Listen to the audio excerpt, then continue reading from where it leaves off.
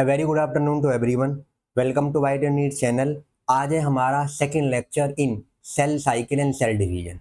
और इससे lecture number first के अंदर हमने बात करी थी कि सेल साइकिल क्या होता है, सेल ग्रोथ क्या होती है, रिप्रोडक्शन मीन्स क्या होता है, डीएनए रेप्लिकेशन क्या होता है। और ये भी बोला था मैंने कि जो सेल साइकिल होता है ये एक तरह से जेनेटिकली कंट्रोल्ड होता है, अपने आप कुछ भी नहीं होता है। It is being controlled by some molecules, और जो कि हमारे जेनेटिकली मोलिक्यूल्स होते हैं जो उन्हें करते हैं। मैंने नाम भी लिए होंगे साइक्लिन्स और सीडी के, साइक्लिन डिपेंडेंट काइनेज एंजाइम। ये बात हमने करी थी। और इसके अलावा और कुछ भी वहां पर हमने देखा था, तो सारा इंट्रोडक्शन के अंदर हमने देख चुके हैं। जैसे कि यूकेरियोटिक सेल, कितने ह्यूमन सेल जो होती है कितनी देर में डिवाइड करती है, ऑन एन एवरेज 24 आवर में बताया था। फिर यीस्ट की सेल होती है 90 मिनट में डिवाइड करती है, ये बात हमने करी थी। आज लेक्चर सेकंड है, इसमें हम डिटेल में ये बात करेंगे कि सेल साइकिल में कितने फेस होते हैं, किस तरह के होते हैं, उन सब में क्या चेंजेस देखने को मिलते हैं, ये बात हमें डिटेल में करनी है। तो चलो क्लास को स्टार्ट करते हैं बिना अपना टाइम वेस्ट करें। और सबसे पहला जो हमारे पास इसमें टॉपिक है उस वो क्या है, that is phase of cell cycle. एक मिनट, पेन बदल लो। Phase of cell cycle, cell cycle के फेज क्या है, कौन कौन से फेजेस होते हैं।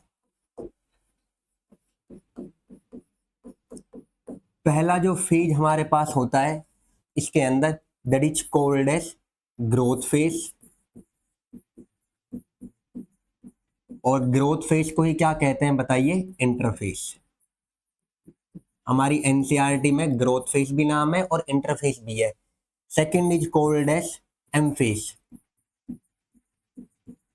M phase is also called mitosis phase. एक तरह से आप फेज को समझ सकते हैं कि जहां पे कोई चेंज देखने को मिलेगा सेल के अंदर, उसको हम एक तरह से फेज या चेंज कह रहे हैं। और सेल को दो में डिवाइड कर दिया है, एक को क्या बोल दिया है, growth phase, other is called as M phase. जैसे कि देखो क्या होगा, ये कोई सेल थी, मैंने आपको बताया था सेल सबसे पहले बनती है तो वो शुरुआत में कैसी होती है, न्यूली फॉर्म्ड सेल होती है। सबसे पहले क्या करेगी, खुद की ग्रोथ करती है। तो जब ग्रोथ करती है तो इसे कहते हैं ग्रोथ फेज। उसके बाद में जब अपना ये डेवलपमेंट कर लेती है, जब इसकी ग्रोथ हो जाती है, तो ये क्या हो गई तुम्हारे पास, एक तरह से डेवलप्ड हो गई ये सेल। और जब सेल डेवलप्ड हो चुकी है, जब सेल डेवलप हो गई तो वो क्या करेगी, अब अपने आप को डिवाइड करेगी। और जब ये डिवाइड करेगी खुद को, तो कितने में डिवाइड कर लेगी, दो सेल के अंदर डिवाइड कर लेगी। एक सेल ये बन जाएगी और एक सेल ये बन जाएगी। तो पहले क्या करा, ग्रोथ करा। और जो ग्रोथ फेज है इस ये डिवाइड होती है तीन में। एक को आप कहते हैं G1 phase, second is called as S, और third is called as G2। तो ये तीन फेज है आपके पास। क्या क्या नाम बोला है, G1 का हो गया, S हो गया एंड G2। और जो ये है जहां पे खुद डिवाइड करा उन्होंने, इसको हम कहते हैं एम फेज। ये एम फेज। तो एम फेज वो है जहां उसने खुद को डिवाइड करा दो के अंदर। अब ये सेल थी जो डेवलप हो चुकी है, ये न्यूली फॉर्म्ड थी, इन्होंने वो करा। जो ये बन के आएंगी इनको हम कहेंगे डॉटर सेल। ये होती है डॉटर सेल। और जो ये सेल है इसको हम कहते हैं पेरेंटल सेल। तो पेरेंटल सेल डिवाइड करती है और किसको बनाती है, डॉटर सेल को। पेरेंटल सेल कितनी है, वन। डॉटर सेल कितनी है, दो। तो एक से दो सेल बनी है।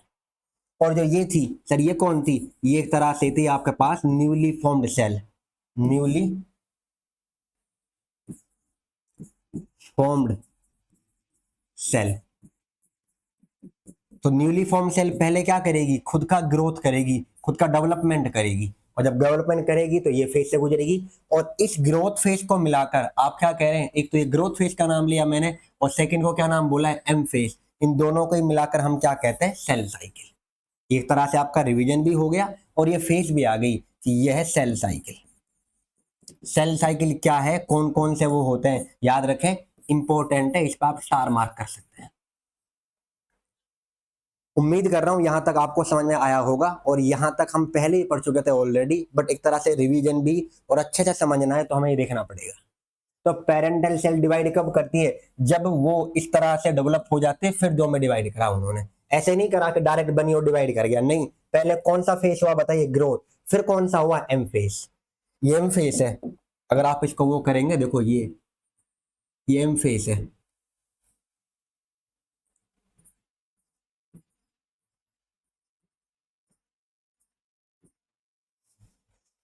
चलो आगे देखते हैं।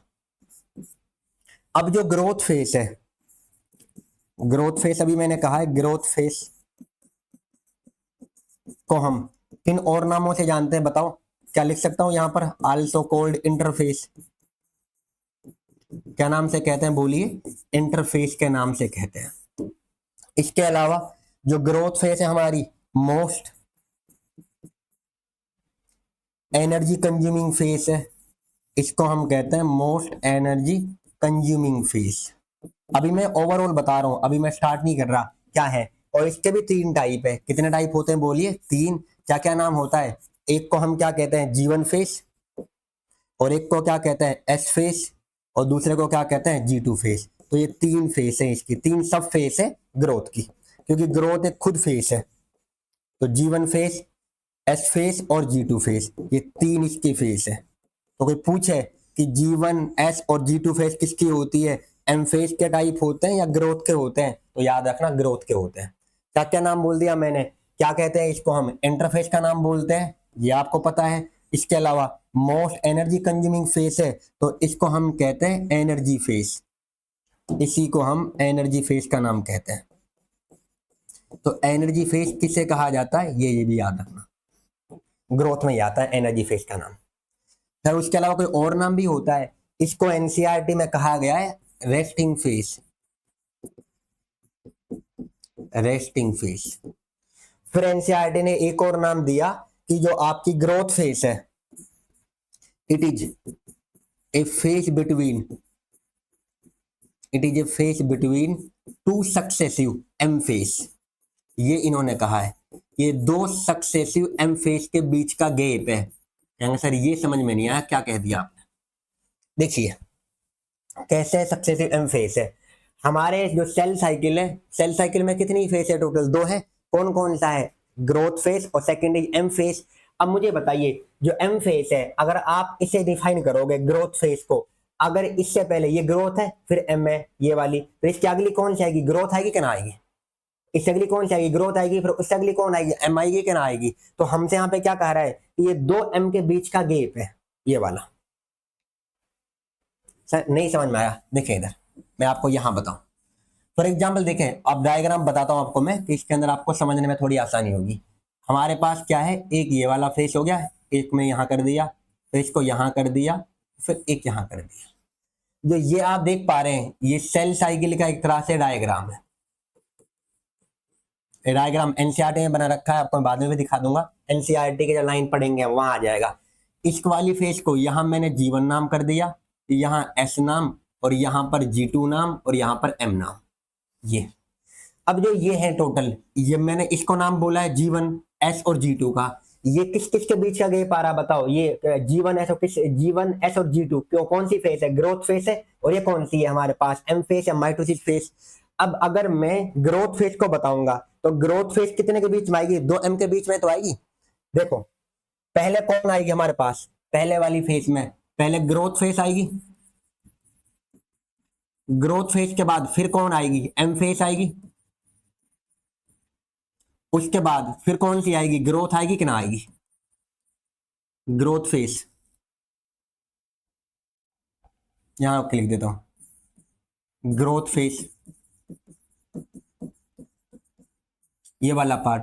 तो जो एम फेस है, आप क्या किसको डिफाइन कर रहे हैं? आप ग्रोथ को कर रहे हैं। ग्रोथ से पहले खुद कौन आएगा? एम आएगा कि ना आएगा? भाई ग्रोथ के बाद में ग्रोथ आएगा फिर एम आएगा। तो ग्रोथ फेस दो एम के बीच में घिर रहा है कि ना घिर रहा है? देखें कैसे घिर रहा है। कहेंगे सर नहीं आ रहा। ग्रोथ लगाइए, सबसे पहले ग्रोथ फेस, फिर कौन आएगा? एम, फिर ग्रोथ हो गया। फिर ग्रोथ के बाद कौन सी फेस आएगी? वापस से एम फेस आएगी कि ना आएगी? फिर इसके बाद वापस से कौन सी आएगी? ग्रोथ आएगी। अब मैं कह रहा हूं ग्रोथ फेस, ये ग्रोथ फेस है, इसको डिफाइन करूं तो क्या एम फेस यहां पर भी आ रहा है? आप यहां से यहां चले थे, ये ग्रोथ हो गया, फिर ये एम है, यहां भी तो एम आ रहा है कि ना आ रहा है? तो ग्रोथ तो दो एम के बीच में आ गया ना।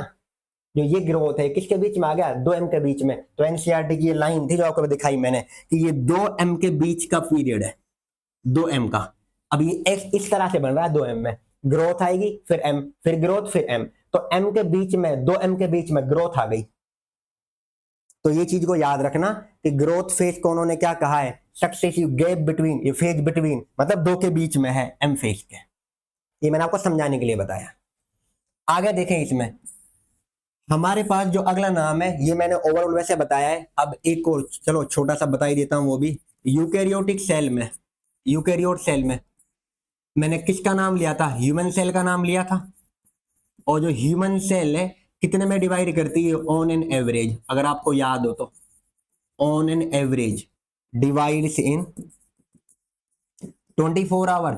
हमारी जो सेल है वो ऑन एन एवरेज 24 मतलब 24 घंटे का टाइम लेती है डिवाइड करने के लिए। अब इस 24 घंटे में कितनी, ये पूरा जो है जो सेल का ये टाइमिंग है, ये तो सेल साइकिल का टाइम है, human cell divide in 24 hour. अब इसमें से जो टाइमिंग है 95%, 95% time of cell cycle consumed in, कहां कंज्यूम होता बताइए, कंज्यूम इन ग्रोथ फेज। तो 95% टाइम तो इसी में कंज्यूम हो गया, बचा कितना परसेंट, अबाउट एन आवर। आप उसको ऐसे लिख लें, अबाउट एन आवर मीन्स 5% के आसपास, लगभग आप 5% कर सकते हैं, कोई प्रॉब्लम नहीं। 60, रुकिए, अबाउट एन आवर का यहां अप्रोक्स करना है, ये अप्रोक्स है 5%, about an hour 5% is taken in M phase. तो टोटल सेल साइकिल में कितनी फेज है बताइए, टोटल सेल साइकिल में हमारे पास जो फेज है दो है, कौन सी, ग्रोथ और एम।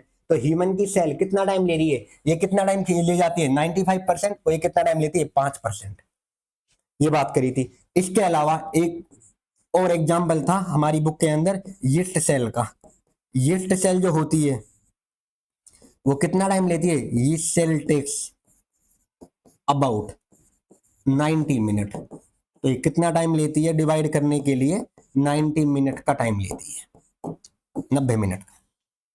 तो यीस्ट सेल हो गया। दूसरा, यूकैरियोटिक सेल में ह्यूमन सेल कितना टाइम ले रही है वो मैंने बता दिया, ऑन एन एवरेज कितना, 95% वाला पार्ट ये हो गया। और इसको हम क्या कहते हैं, रेस्टिंग फेज भी कहते हैं, ये चीज को याद रखना। एनर्जी फेज भी क्यों कह रहे हैं ये हमने देख लिया। अब है एम फेज से रिलेटेड दो term, that is called as karyokinesis and cytokinesis. इनको देखते हैं क्या होता है, यहां लिख दो, यहां नहीं आएगा, अगले पेज में चलते हैं। देखिए एम फेज, एम फेज में क्या आता है, नाम है हमारे पास न्यूक्लियस डिवीजन, इसमें चलो कर देता हूं मैं, when nucleus divide, when nucleus divide called as karyokinesis. Karyo means सारे जानते होंगे अच्छे से, न्यूक्लियस अगर आप नाम को भी करें, और plus kinesis, kinesis means division, तो ये डिवीजन है। तो न्यूक्लियस के डिवीजन को क्या कहा जाता है बताइए, कैरियोकाइनेसिस। न्यूक्लियस डिवाइड करेगा तो कैरियोकाइनेसिस वर्ड आएगा। और जब करता है व्हेन, अगला नाम ये भी याद रखना, व्हेन साइटोप्लाज्म डिवाइड, जब साइटोप्लाज्म का डिवीजन होगा,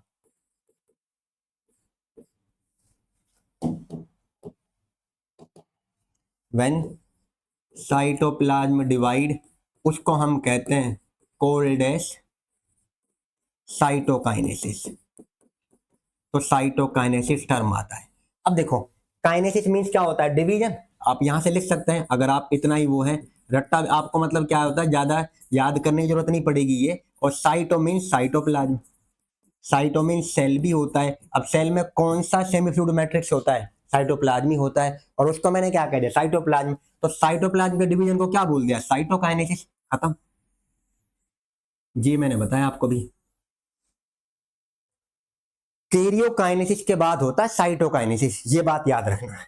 इसके बाद कौन होता है, यहां लिख देता हूं मैं, karyokinesis is followed by, is followed by cytokinesis. अगर ये डायरेक्ट आता बिना आप इसको जाने तो आपको दिक्कत होती समझने में। अब आपको मैंने बता दिया है व्हाट इज कैरियोकाइनेसिस और व्हाट इज साइटोकाइनेसिस, तो इंपॉर्टेंट है ये दोनों टर्म याद रखना कि कौन किससे फॉलोड है। उम्मीद करता हूं कि यहां तक आपको समझ में आ रहा होगा अच्छे से। अब देखो ये वर्ड हमने देख लिए, कौन किससे फॉलो हो रहा है, क्या हो रहा है, कौन सा डिवीजन है, ये हमने बात कर ली। ग्रोथ में कितनी सब फेस है, 3 है। One is called as G1 phase, other is called as S phase and last one is called as G2 phase. In M phase also called as mitosis phase, उसमें क्या हमारे पास कैरियोकाइनेसिस। कैरियोकाइनेसिस क्या होता है, nucleus का division. Nucleus division जो होता है और जब साइटोप्लाज्म डिवाइड करता है तो क्या बोलता है, साइटोकाइनेसिस। न्यूक्लियस डिवाइड करता है, वहीं पर नाम आता है माइटोसिस का और मियोसिस का। तो एक और नाम अगर आप याद रखना भी चाहें, ये भी लिख सकते हैं, माइटोसिस। कोई आपसे पूछने बैठ जाए, बताइए, एक नाम कह रहा हूं mitosis, other is called as meiosis. ये दोनों किससे लिंक्ड है, तो mitosis and meiosis are concerned with karyokinesis.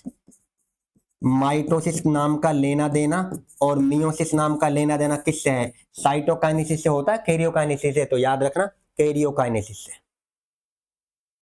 अगला कहा जा रहा है हमसे, अगर हमें पढ़ना है स्टडी टू माइटोसिस, ऐसे कर लो उसे एक तरह से, रुको ये मैं डालू, best part to study mitosis. अगर माइटोसिस को हमें पढ़ना है तो उसके लिए सबसे बेस्ट पार्ट कौन सा होगा, तो उसके लिए आपको लेनी पड़ेगी root tip cell of onion. आप ऑनियन की रूट की टिप ले लें तो आ जाएगा। और नीट का PYQ है ये, मतलब AIPMT में, AIPMT PYQ पूछा जा चुका है पहले, अब नहीं, अब पूछे ना, अब मुश्किल पूछेगा अब तो वो। अगला, अगर मियोसिस को पढ़ना है तो क्या होता है मियोसिस, ये क्योंकि आगे आप यही पढ़ोगे, आप माइटोसिस पढ़ोगे और मियोसिस पढ़ोगे। पहले माइटोसिस आ जाएगा, उसके बाद साइटोकाइनेसिस है, जहां पर आप प्लांट में पढ़ोगे, प्लांट में सेल प्लेट, एनिमल में सेल फरो मेथड, उसके बाद मियोसिस है, फिर चैप्टर दी एंड है, तो यही आएगा। तो best part to study meiosis, meiosis पढ़ने के लिए कौन सा बेस्ट पार्ट है, तो that is anther cell. Anther, sir anther क्या होता है, फ्लोवर का पार्ट होता है ना एंथर, एंथर के पार्ट होते हैं, फिलामेंट कनेक्ट, स्टेमन के पार्ट दो ही तो है, एंथर और फिलामेंट। और एंथर में पोलन ग्रेन का फॉर्मेशन होता है। आप 12th क्लास में ही पढ़ते हैं, पहले ही चैप्टर है, अब तो वो पहले तो सेकंड हुआ करता था, तो फर्स्ट ही है, sexual reproduction in flowering plant, उसी में एंथर के तो नाम आएगा। तो ये भी याद रखना, ये वाला भी इंपॉर्टेंट है। सर किसने डिस्कवर करा माइटोसिस, अभी हम माइटोसिस को इतना डिटेल में देख रहे हैं, स्ट्रासबर्गर कौन है, वोल्टर फ्लेमिंग कौन है, ये नाम हम अगली क्लास में लूंगा, इस क्लास में नहीं आने वाले है, क्योंकि अभी हमें डिटेलिंग करनी है G1 S और G2 फेज की, और इसके बेस पे जितने भी PYQ नीट में आए हुए हैं उन सबको देखना है, तो ये हम बात करेंगे। देखिए आगे, यहां तक उम्मीद कर रहा हूं कि आपको समझ में आया होगा कि मैंने आपको बोला क्या है। अगले वाले पार्ट में एंथर तक हो गया, अब कौन सा पार्ट बताना है, अब देखें आगे, जो ग्रोथ फेज है, अब इसको हम डिटेलिंग करते हैं, ग्रोथ फेज की डिटेलिंग क्या होती है समझिए।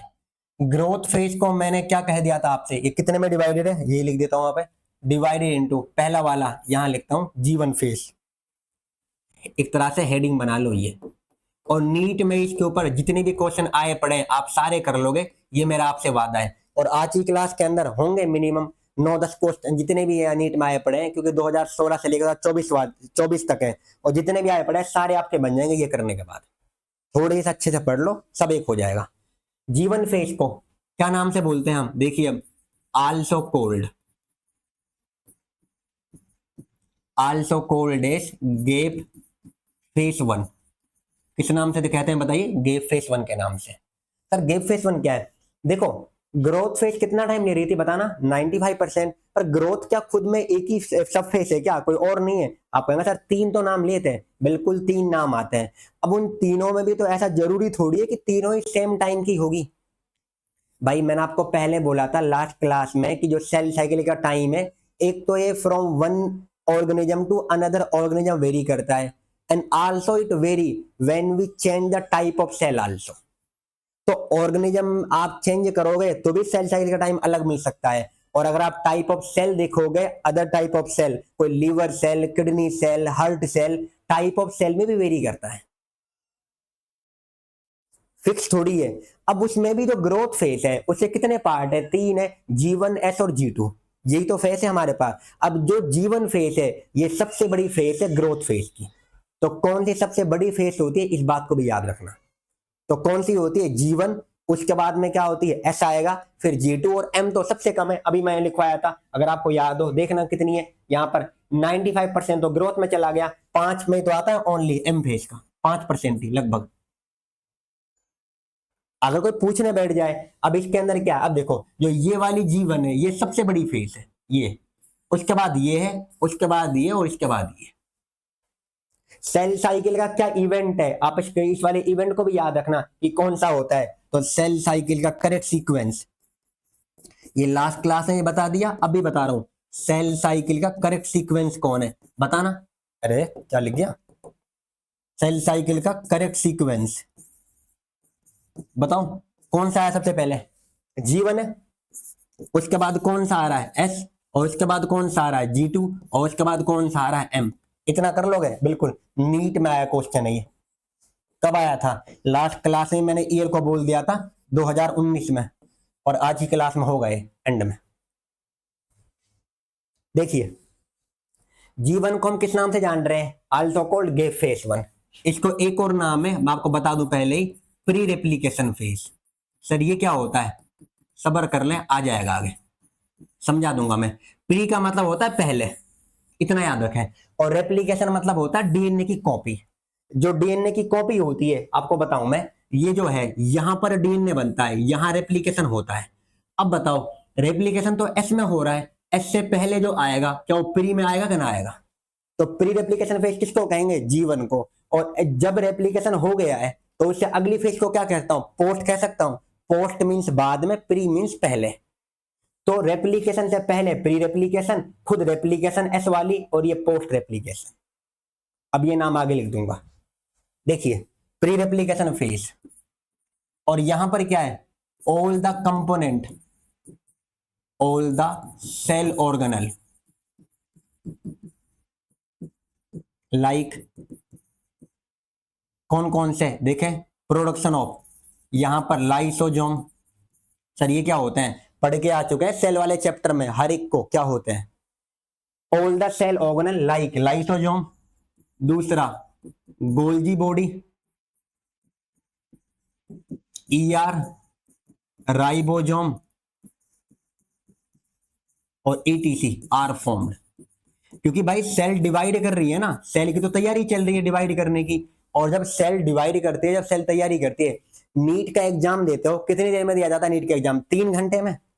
तैयारी क्या 3 दिन पहले शुरू करते हैं नीट की, कहेंगे सर 10th पास करते ही 11th से ही हम मेडिकल ले लेते हैं, और उसके बाद 12th जब करते हैं तो साथ में नीट का एग्जाम देते हैं। अब जिनका हो जाता है उनका सिलेक्शन तो आगे चले जाते हैं, और जिनका नहीं होता वापस से तैयारी करते हैं। तो मैं आपसे ये पूछ रहा हूं, पेपर तो 3 घंटे का ही था ओनली, और आपने तैयारी कितने दिन करी है, 2 साल लगातार आप नीट के नाम पे पढ़ते रहते हैं। तो तैयारी का टाइम ज्यादा होता है डिवीजन करने के टाइम से। एम फेज तो बहुत छोटी फेज है, ग्रोथ फेज तो बहुत बड़ी फेज है, और उसके अंदर भी ग्रोथ फेज में G1 फेज है सबसे बड़ी, जहां पे तैयारी करी जा रही है, क्योंकि सेल को डिवाइड करना है। एक से कितनी सेल बननी है, 2 सेल। अब एक से 2 सेल बनाओगे तो जो सेल के अंदर जितने भी कंपोनेंट है उनको डबल करना पड़ेगा ना, तो उनकी डबल करने का टाइम कहां होता है, ग्रोथ में, G1 में होता है। इसीलिए सबसे लॉन्गेस्ट फेज है। जैसे कि अब इसमें देखो ये सेल ऑर्गेनल तो होते ही है, लाइसोसोम का नाम ले रहा हूं, गोल्जी बॉडी कहा है, इसके अलावा ईआर, राइबोसोम, इन सब की कॉपी तो करनी है भाई। जब कॉपी करोगे तभी तो आप दूसरी सेल में दे पाओगे, जब डबल हो जाएंगे। आप एक से 2 बना रहे हो, एक तो खुद रखने हैं और एक दूसरे को देने हैं, तो आपको कॉपी करनी पड़ रही है। तो कॉपी कहां हो रही है, G1 में, ये याद रखना। अगला सर कौन नहीं बनता, याद रखना, एक्सेप्ट माइटोकॉन्ड्रिया, एक का नाम है mitochondria, and chloroplast, all are synthesize, सारे इसमें बन जाते हैं, किसको छोड़कर, ये नाम याद रखना अगर पूछेगा तो वो, तो यहां पर है, एक का नाम है mitochondria and second one is chloroplast, तो इनको छोड़ देना आप, और सब इसमें बन जाएंगे। तो किसकी कॉपी नहीं होती G1 में, इनकी नहीं होती। इसलिए इसको हम कहते हैं मोस्ट मेटाबोलिकली एक्टिव फेस। सबसे ज्यादा मेटाबोलिकली जो एक्टिव फेस है ऑफ सेल साइकिल ग्रोथ है, और ग्रोथ में भी कौन है बताना, जीवन है, मोस्ट मेटाबोलिकली एक्टिव। और यहीं पर एक और चीज याद रखना, यहीं पर होता है प्रोडक्शन ऑफ आरएनए। आरएनए का सिंथेसिस भी इसी में होता है। सर आरएनए कौन सा आरएनए? आरएनए 3 टाइप का होता है ना, एक का नाम एमआरएनए, दूसरा आरआरएनए, और तीसरे का नाम टीआरएनए। चलिए पूरा नाम ही नहीं पता, आरएनए का नाम तो पूरा पता है ना आपको। आरएनए का क्या होता है? राइबो न्यूक्लिक एसिड, बता चुका हूं। एम का मीन्स होता है मैसेंजर, आप लिखना चाहें तो लिख लेना, मैसेंजर। और आर का मतलब है राइबोजोमल, और टी का मतलब है ट्रांसफर। तो ट्रांसफर कौन सा होता है? टीआरएनए, राइबोसोमल आरआरएनए, ये आरआरएनए, और ये एमआरएनए ये आपके पास। तो कहां बनते हैं ये बताइए? ये बनते हैं जीवन में। और आरएनए के बनने को मैं आपको यहां बता दूं, याद रखना ये नोट अच्छे से। प्रोटीन के बनने को, प्रोटीन सिंथेसिस इसी में होती है, और प्रोटीन सिंथेसिस को कहते हैं ट्रांसलेशन। क्या कहते हैं बताओ? ट्रांसलेशन। और आरएनए को बनने को, क्योंकि डीएनए से बनता है आरएनए, 12th में है, बट यहां पर नाम आ जाए तो याद रखना, क्योंकि आरएनए का नाम बता दिया मैंने आपको। आरएनए का बनना डीएनए से, देखो डीएनए से क्या बन रहा है? आरएनए।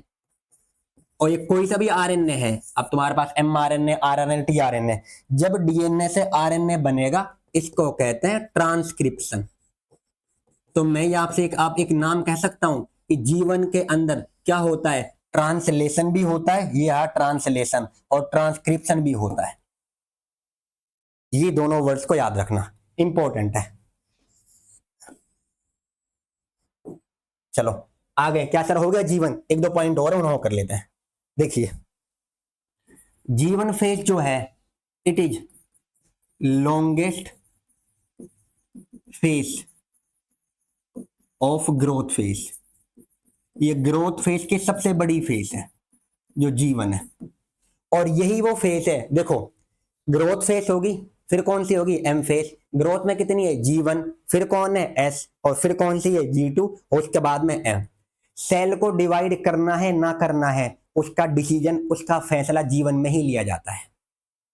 नीट का क्वेश्चन है ये, अगर सेल को डिवाइड करना है या ना करना है, भाई कोई डिवाइड करे ना करे तो उसका डिसीजन क्या है? एक बात बताओ, पेपर देने का डिसीजन आप नॉर्मली नीट के पहले लेते हो, या मतलब नीट की तैयारी करने से पहले आप ये सोचते हो कि पेपर देना है नहीं देना है? आप तैयारी करते हो जब, उसी टाइम पे सोचते हो यार पेपर देना है कि ना देना है। क्योंकि तैयारी के टाइम पे आप ये भी सोच सकते हो कि नीट नहीं, मैं दूसरी स्ट्रीम मतलब दूसरे एग्जाम को दे दूंगा। तो ये याद रखना है कि डिसीजन कहां ले जाता है? सेल को। द डिसीजन ऑफ डिवाइडिंग, या डिसीजन ऑफ डिवीजन, आप ऐसा लिख लेना, ऐसा बेहतर रहेगा। The decision of division is taken in G one phase, important है। अब इसमें एक और चीज याद रखना, मैं आपको बताऊं, इसके अंदर कुछ लेवल होता है प्रोटीन का। अब मैं किताब के बाहर बात कर रहा हूँ, एनसीईआरटी के बाहर, तो मैंने यहाँ पे कुछ एनसीईआरटी के बाहर बात करी भी है भाई। कहेंगे सर ये जो प्रीवियस, रुकना एक बार, ये कहाँ सेट हो गया? हाँ ये वाला।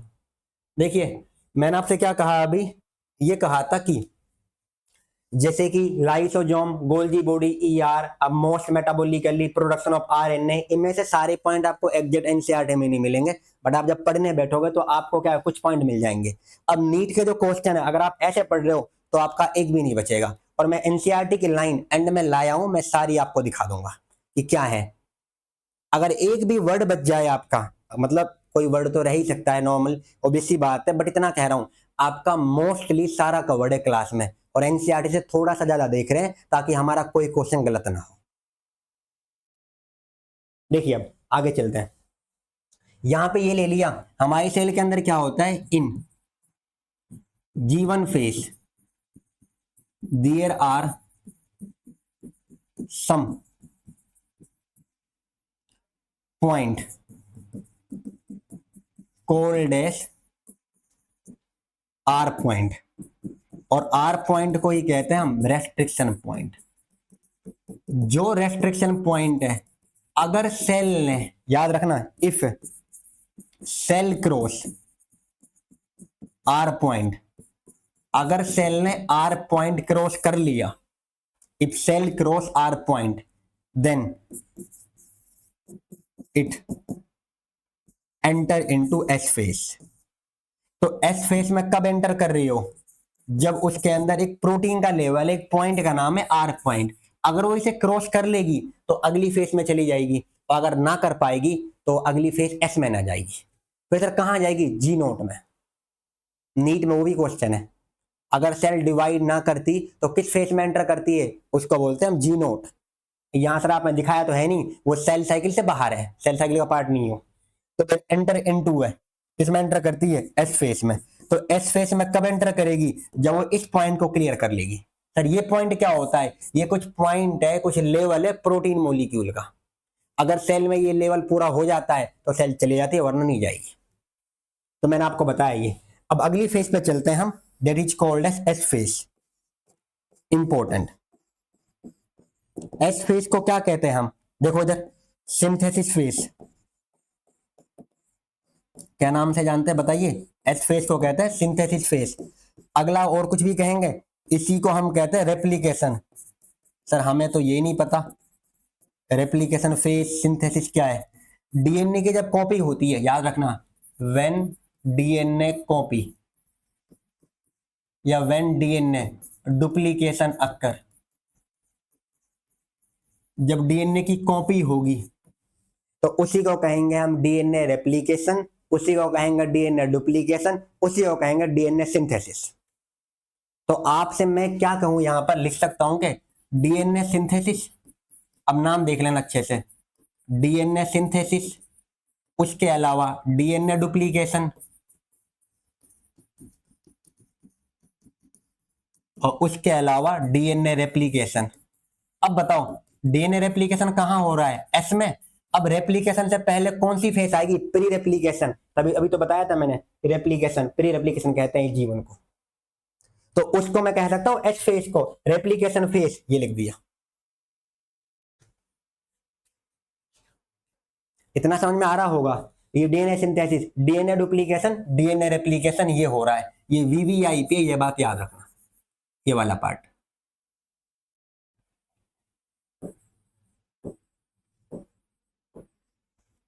अगला देखें,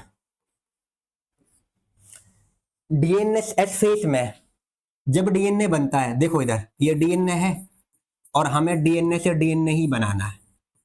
डीएनए से डीएनए बनाने को कहते हैं, डीएनए से क्या बनेगा? डीएनए, इसे हम कहते हैं रेप्लिकेशन। और जब आप डीएनए से डीएनए बना रहे हो तो रेप्लिकेशन कह रहे हैं हम। तो यहां पर जो एंजाइम है, एंजाइम का नाम है DNA polymerase. DNA polymerase enzyme है।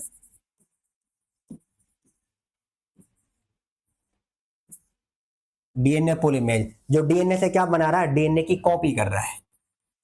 तो मैं आपसे पूछ लूं, सबसे ज्यादा डीएनए पॉलीमरेज कहां एक्टिव होता है? कहां मतलब अपने एक्टिव में होता है? तो जहां डीएनए बनाना वहीं तो एक्टिव होगा वो।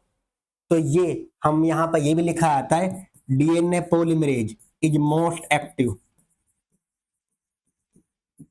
DNA polymerase is most active in S phase, ये कह दिया। सर इसके अलावा कोई और काम भी है? याद रखना, इसी के अंदर डीएनए हमारे यूकेरियोट में कौन सी प्रोटीन के साथ होता है, अगर आपको याद हो थोड़ा सा, तो मैंने कहा था हिस्टोन प्रोटीन। तो हिस्टोन प्रोटीन डीएनए के साथ है। जब डीएनए की कॉपी हो रही है तो क्या हिस्टोन प्रोटीन की भी कॉपी होगी? बताओ होगी ना होगी? जब साथ में है तो उसकी भी कॉपी होगी। तो यहां पर ये भी याद रखना, histone protein are also synthesize. तो हिस्टोन प्रोटीन भी कहां बनती है? एस फेज में, आर आल्सो सिंथेसाइज। एक आपको नाम याद है छोटा सा, आपको मैंने कहा था जब पढ़ रहे थे हम cell the unit of life, उसके एंड में एक नाम आया था सेंट्रोसोम का और वहां नाम आया था सेंट्रियोल का।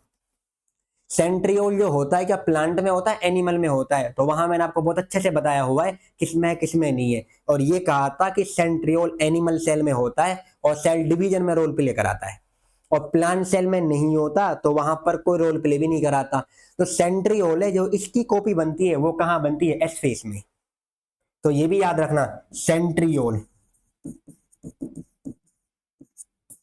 आल्सो डुप्लीकेट, डुप्लीकेट समझ जाओगे ना, कॉपी हो रही है, तो centriole also duplicate in the S phase, centriole की कॉपी हो रही है। तो अब आपको क्या याद रखना है सर, हमें ये याद रखना है इसमें होता गया है, इसको हम सिंथेसिस फेस कहते हैं, इसको हम रेप्लिकेशन कह रहे हैं, और इसी में डीएनए का रेप्लिकेशन या डुप्लीकेशन होता है तो ये नाम कह सकते हैं। फिर कौन सा एंजाइम बनवाता है डीएनए को, डीएनए पॉलीमरेज, तो ये मोस्ट एक्टिव होता है इस फेस में। फिर आपने कहा हिस्टोन प्रोटीन बनते हैं, हिस्टोन प्रोटीन क्या होते हैं जो डीएनए के साथ होते हैं, और सेंट्रियोल की कॉपी बनती है, सेंट्रियोल डुप्लीकेट होता है।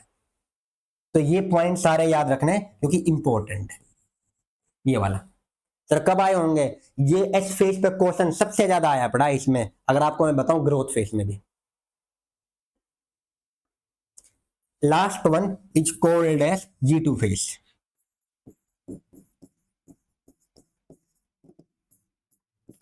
G2 फेज को क्या कह सकता हूं, गेव फेज 2। बिल्कुल, उसको मैंने क्या कहा था, गेव फेज 1 कहा होगा, देखिए गेव फेज 1 ये लिखा हुआ, जब जीवन को गेव फेज 1 कहा है तो उसको तो गेव फेज 2 कह सकता हूं ना, ये गेव फेज 1 हो गया तो वो कौन सा हो जाएगा, गेव फेज 2।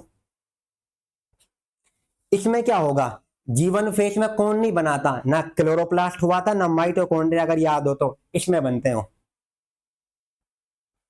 इसमें भी तैयारी चल रही है, देखो पूरी ग्रोथ फेज टोटल में तैयारी चल रही है, पर किसमें क्या हो रहा है वो आपको मैं डिफरेंस कर रहा हूं, G1 में डिवाइड है, एस में डिवाइड है, G2 में डिवाइड है। यहां पर और क्या होगा देखिए ध्यान से, माइटोकॉन्ड्रिया एंड क्लोरोप्लास्ट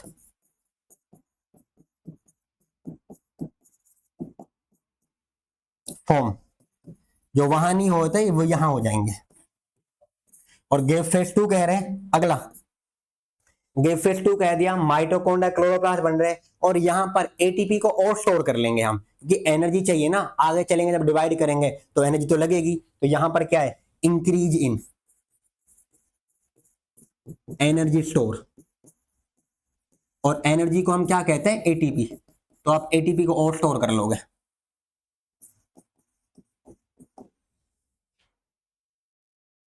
ये आप इसमें याद रखना G2 फेज में। यहां पर मैंने आपको पूरा बताया जो ग्रोथ फेज है, टोटल फेज कितनी आ रही थी, G1 S और G2, इतनी बार नाम बोल दिया आपको, वैसे याद हो गए होंगे अब तो ये। अब आखिर में आपके पास क्या आता है, M फेज, बट एक और नाम आता है जी नोट का, जी नोट फेज क्या है उसे और देखते हैं फिर आगे चलेंगे।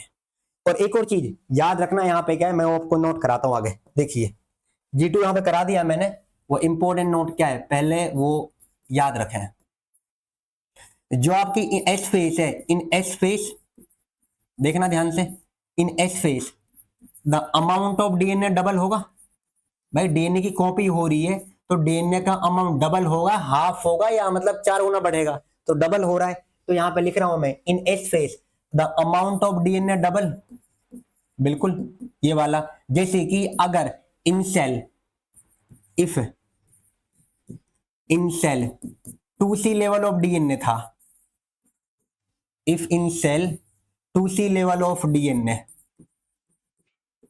इन जीवन, जीवन में कितना दे रखा बताइए, 2C लेवल है, मतलब अमाउंट ऑफ डीएनए बता दिया ना, 2C लेवल ये लेवल है, तो बताइए एस में कितना हो जाएगा, डबल होगा तो 4C होगा कि ना होगा, भाई जब जीवन में कितना है 2C है और जीवन में कोई डीएनए नहीं बनता, डीएनए कहां बनता है एस में, तो जहां पर डबल होगा तो 2C क्या हो जाएगा 4C हो जाएगा, तो यहां पर कर सकता हूं, देखिए ध्यान से, amount if in a cell 2C level of DNA in G one, then in G2 phase, sorry in S phase it become 4C, तो कितना हो जाता है उसके अंदर, उसका डबल हो जाएगा, अगर 2C था तो 4C।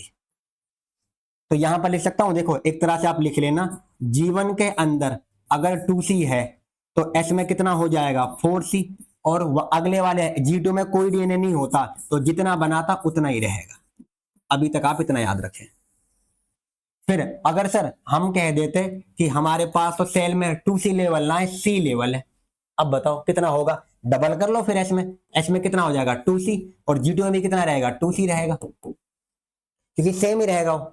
सर आगे कहाँ होगा, वो आगे एम फेस होगी, जहां पर उसको हम नॉर्मल करेंगे, जहां उसको जितना था इनिशियल में उतना ही हो जाएगा। तो कहां पे डीएनए का अमाउंट डबल हो रहा है, ये डीएनए की कॉपी, भाई डीएनए की कॉपी हो रही है, पहले तो एक था ना, कॉपी करने के बाद तो 2 हो जाएंगे, मैं ये कह रहा हूं। अगला देखें, यहां पर in S face,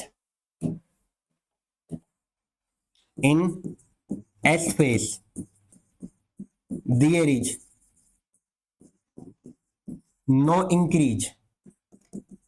S phase में याद रखना, डीएनए का अमाउंट डबल हो रहा है, there is no increase in chromosome number, chromosome के नंबर में कोई फर्क नहीं पड़ता।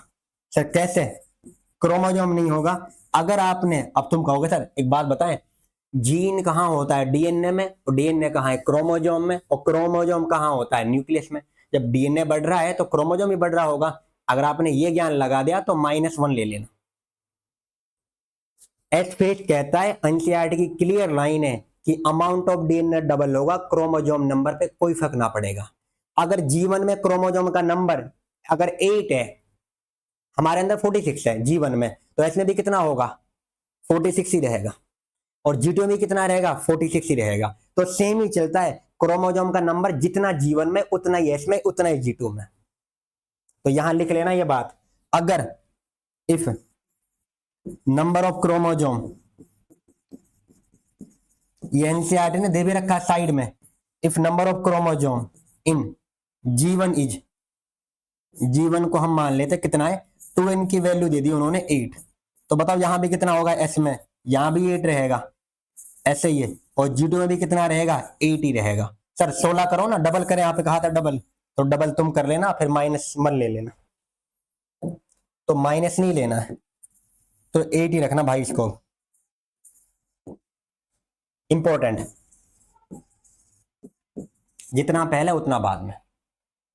आखिरी फेज का नाम है that is called as G naught, फिर हम क्वेश्चन करेंगे इसके ऊपर जितने आए हुए पड़े हैं। देखिए जी नोट फेज क्या है, ये कैसे बदल गया,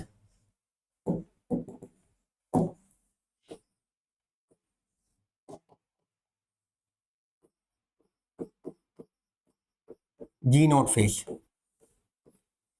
G1 हो गया, एस फेज हो गया है, G2 हो गया है, अब उसके बाद किसका नाम बता रहा हूं जी नोट का। सर एम फेज भी तो होता है, एम फेज हम वैसे बात कर ली normal, karyokinesis cytokinesis, M phase की अगले डिटेलिंग में तो अगली क्लास में होगा, इस क्लास में नहीं। एम फेज वो है जहां पर एक्चुअल में सेल डिवीजन होता है, तो एक्चुअल में सेल डिवीजन कहां होता है, एम फेज का ही होता है। अभी देखो पढ़ते हैं पहले G2 फेज को, कोल्ड एस क्वेसेंट स्टेज, तो खुल पहले देखो, इसको हम कहते हैं क्वेसेंट फेज। अगला इसी को एक और नाम से कहते हैं हम inactive phase. Sir inactive phase मतलब चालू नहीं होते क्या, भाई सुनो ध्यान से, ये सबसे बड़ी गलतफहमी है। जी नोट फेज वैसे मेटाबॉलिज्म कर रहा है, वैसे तो मेटाबॉलिकली एक्टिव है, उसको एक तरह से इनएक्टिव इसलिए मान रहे हैं क्योंकि वो सेल साइकिल से बाहर हो चुकी है।